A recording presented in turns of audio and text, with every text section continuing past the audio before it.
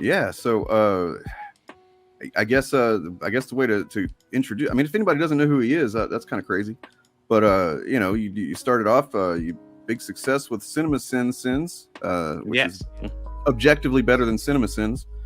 And then more. I mean, you said you've kind of gone at these guys a few times in your videos, but only recently did you like start making target kind of like very specific videos about first was just kind of the grift generally, and a few guys, and then Critical Drinker was the most recent one, and it was really freaking good.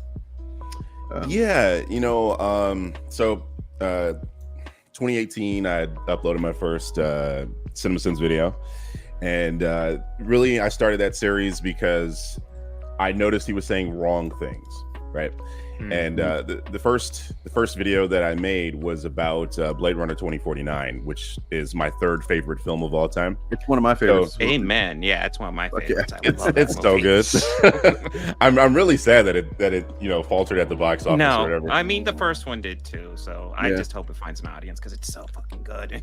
Agreed. I can't wait for the new TV show coming out with Michelle Yeoh. That's going to be pretty good. I mean, it's no Star Wars. Let's be honest. Sure. So anyway, I did it for a few years, and everything was good. Everything's fine. But then I started to notice people started talking about certain movies a certain way, and I didn't really get it because, I don't consume the grift sort of content. You know what I mean? Like, I was watching Critical Drinker years ago, and then I started noticing things about the way that he would talk about movies. And I don't know if you guys seen my tweet on this, but like in 2021, I was like, you know what? I'm done with this dude because like everything is, if it's not straight white male, it's bad. So I just stopped watching him at that point in time. Mm-hmm. So years go by, I'm just like noticing all these people talking about these things. I'm hearing stuff about Star Wars. I'm hearing stuff about, Marvel. So I'm like, these guys they're wrong, like CinemaSins. So I just started taking shots, in my videos, and people were like, "Hey, Birdman, are you gonna ever like make a full video on these guys? You should do an everything wrong with the Critical Drinker." And I was like, I do actually want to talk about the type of shit that they're talking about. So I guess I've been taking notes for a while, and I just decided, right? Yeah. I just decided to throw it all into a video, and I made technically the drinker video is the second one, but I just decided to throw all that into a video about him, and I have more planned. I have it's not just the Critical Drinker for me. It's the Quartering, it's Geeks and Gamers, it's all of those guys that form that nebulous of hate against these movies and things like that. So that's really what it is. And I see you see one of my most recent videos. I just uploaded a video. It was me responding to this guy who's an MRA. He didn't like the first video that I put up, so it's nice. Wild. That video is insane. Yeah. I first just thought, I was like, oh, you're just doing like a shoe review. I was like, that's a bit like off brand compared to the rest, but cool. Yeah, it's a joke in the video. It's a weird. Nice. Yeah. So what about Nerdrotic? You looked into him at all? So here's my opinion on Nerdrotic. I think he's a piece of shit. I don't know if I'm allowed to curse here. No, yeah, please. Absolutely. Like more fucking than, no. Yeah, fucking stop. I don't like him at all. I used to watch The Critical Drinker, so I understand the appeal. I don't get the appeal of Nerdrotic at all. Yeah. Yeah. Me neither. So yeah, that's like, so like getting put in a video. Yeah, if you watch a Critical Drinker, like you can watch lots of like just reviews from him, and it'll be fine. Right, Nerdrotic, that's why I did. Awful. Yeah, that's why I did, because I'm a film reviewer. So I'd say the CinemaSins isn't really a grifter. Would you say they are? CinemaSins? I feel like they're just lazy, maybe, and I don't know. Yeah, I always felt the difference between these guys and CinemaSins is that like CinemaSins just I guess maybe it's just hiding to a degree. Will also just say that they're joking, which still isn't great, but like at least they'll admit they're dumb. Whereas these guys just double down on their dumb shit. Yeah, I mean, I'd say the that CinemaSins is pretty harmless compared to a lot of these guys. Yeah, when you look at the that's. picture. I have the same opinion. Is that they're fairly harmless compared to these guys. But I will say that I've been making the case for a long time that they are responsible for these know-it-all people who think that what they're saying is objectively true. Yes. You know, whenever you hear, "Oh, I'm objectively critiquing a movie," it's like, bro. Oh, have we you're heard not- that? I'm trying to think if we heard I that. never heard that in my life. But I mean, I find it very interesting, like hearing that you don't care about the insults, which I think is definitely needed to make content about them, because you've probably experienced that they come, like, their fans come for you hard. Their fans come for you hard. Come for you hard. Come for you hard. You know, after you've made a video, I can imagine there's some not very nice comments on the critical drinker one that we see right here. Oh, absolutely. Yeah, and because we do see a lot of people come into this space, start to call these people out, have good intentions, and then just get bombarded, and they're not ready for that.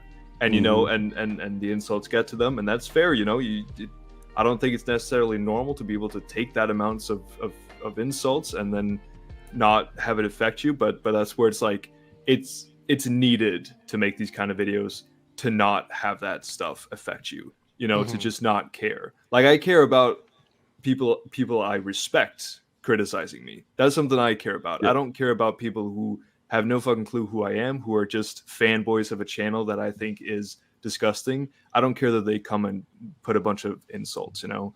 And it's like, I think that's the mentality that is kind of needed to make this kind of content. I agree with you. Like, if Jeremy Johns or Chris Stuckman said something about me, I probably would take it a little bit more serious than say a troll on YouTube. Yeah. But I think I'm uniquely prepared for this, because I've been talking about CinemaSins for going on 7 years now, and they are much bigger than the Critical Drinker and any of his cohorts. And I've been getting this type of vitriol for years. It doesn't bother me. It's something I've just been dealing with, and I know how to handle it. I mean, like, honestly, if you go in any of my videos, I talk shit to these people. I talk back. I'm not afraid of mixing it up in the comment section at all.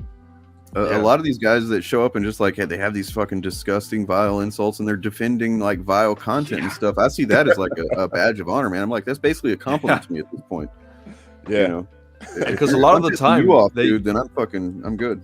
A lot of the time, they indirectly affirm your arguments. You're like, yeah, you're proving me right. Like, someone comes in, you've just called their messiah a bigot or something, or like called them weird, and then they write something bigoted, or they say something weird, or they do exactly what you just called them out for, and you're like, well, thank you, very nice of you. I have been saying that for so long. It's like you guys are defending a guy that I'm saying is an ism, a racism, a sexism, and then you come at me and then do the ism towards me. It's like, yeah, I know. Exactly. In one of Jeremy's recent videos from Geeks and Gamers, he says he's going to grift because people call him a grifter. Oh, okay. Okay. Cool, bro. I mean, you were already doing that, but okay. Right, exactly. Yeah. That's one. Jeremy is the more outspoken one about like the whole grifting thing. A lot of them get very touchy about it, but he's just and I don't know if that's respectful or not, or just I don't know, but he does it. I do love anytime you see like somebody comes up and says like, I'm a grifter or something in that community, and then Gary's face just go. Gary gets so annoyed by it. Yeah. Have you seen that clip from Friday Night Tights where Jeremy Geeks and Gamers just like, we do is we take a little thing and make a big narrative out of it, right? I saw that. Yeah. Good stuff. And then especially Gary gets very, very upset about it. He looks kind of troubled right at first there. Yeah. Just quickly bringing it back to when you because we mentioned CinemaSins, and I agree that like them and themselves are not nearly as bad as some of these other channels, but still with the amount of years that they've been big and the impact they've had, I do believe that they have had a very negative impact on how a lot of people view and analyze and understand film and TV and culture and stuff. And we've seen offsprings of it, like the EFAPs, like the Maulers, who think that, oh yeah, film is objective, and if you minutely go around and nitpick things, right, that's the same as movie criticism.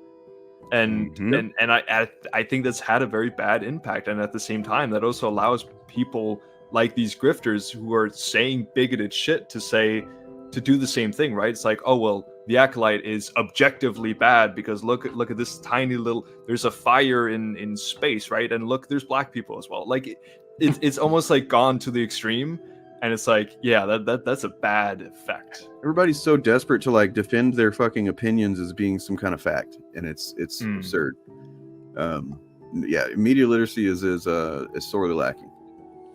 No, I absolutely agree. I think that, and I've been saying this, I think in my Sonic 1 video, I said that CinemaSins is just responsible for this glut of idiot YouTubers that think they know better than filmmakers, that think that they know how to make movies. And it's weird because like none of these people are making movies. Oh, right. So, I'm like, if they knew better, these guys have the resources, don't they? I mean, like look at the type of crowdfunding Eric July was able to get. You know what I mean? Like, look at the amount of funding these people are able to acquire from their rabid fan base. It would seem if you really cared about how movies were made, you would get into the field and try to change that.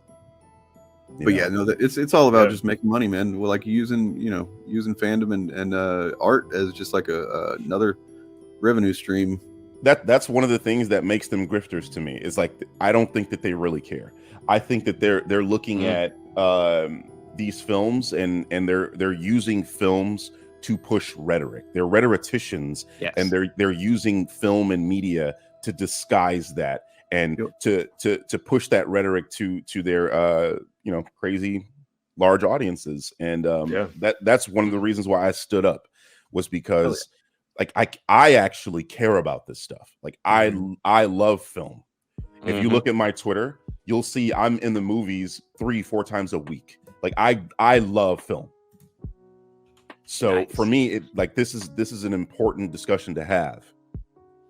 Yeah. Well, I agree. That's something I frequently bring up, and their fans always come at me with a dumb argument. But it's like, if you're gonna get into movie reviewing and talk about movies, you have to have a love of the medium, always the counter argument is, oh, you have to love everything. No, you don't have to love everything.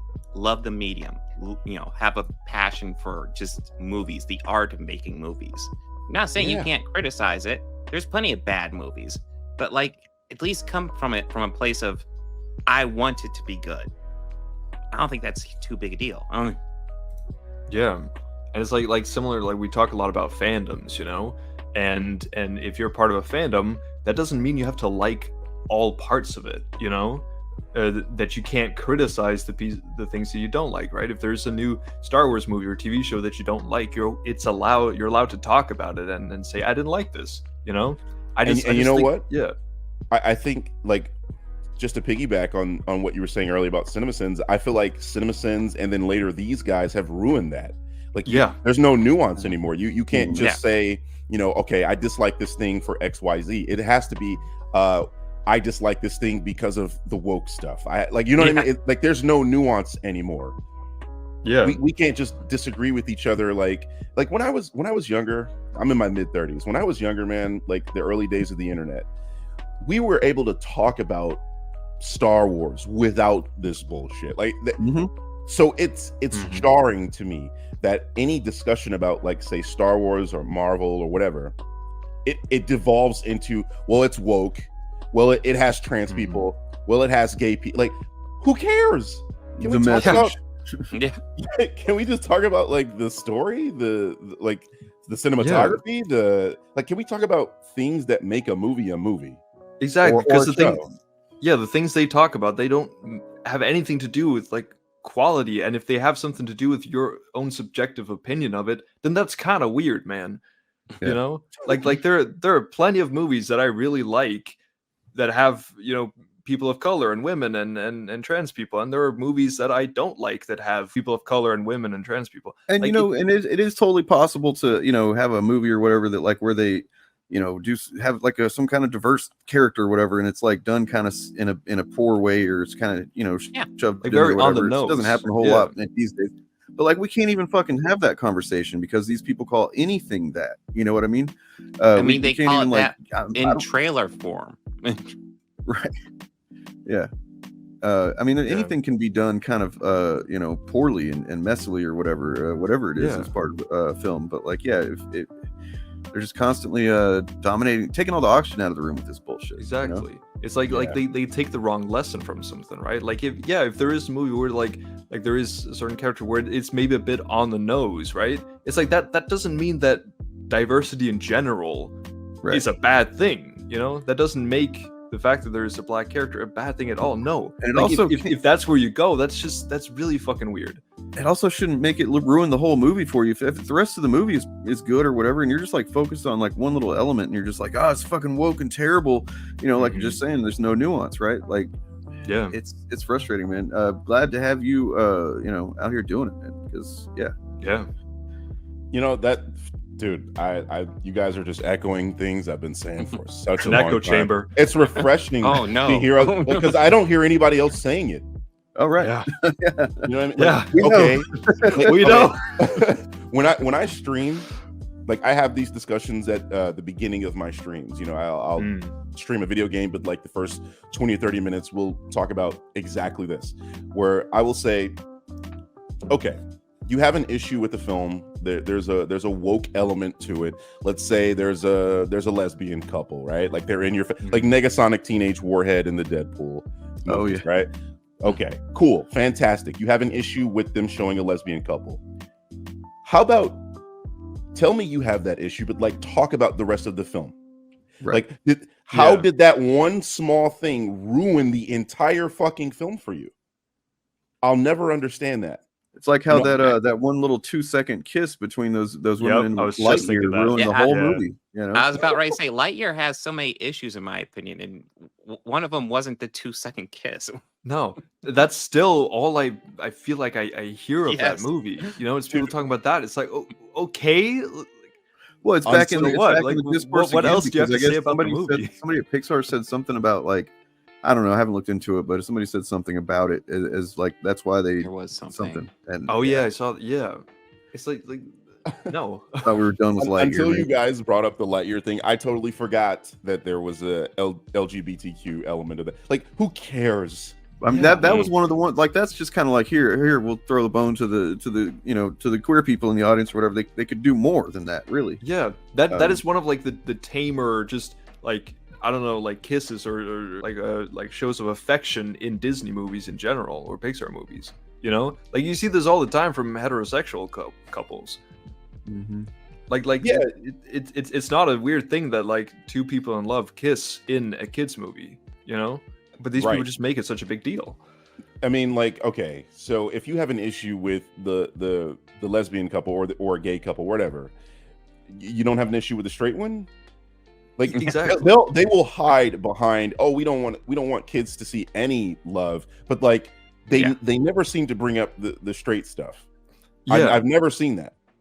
Like the only time that I would accept this argument against Lightyear, I'd still find it like weird, but like okay, is if someone was incredibly consistent. They're like that scene in Lady and the Tramp where like they eat the spaghetti.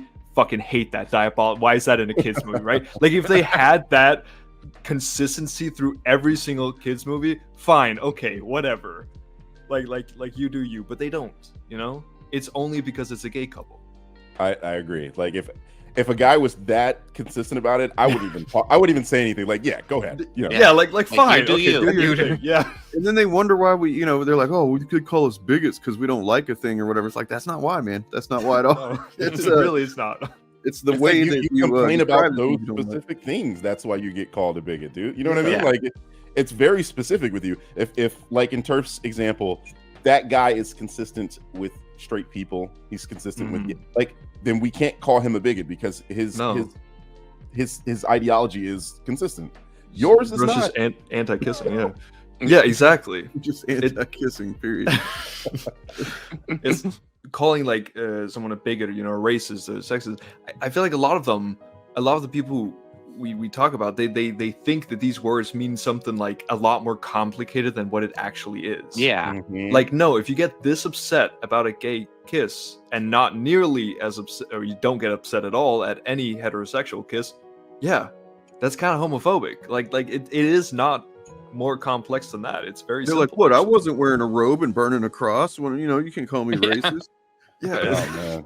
Because there's nothing less than that, right? exactly. It's very black and white thinking.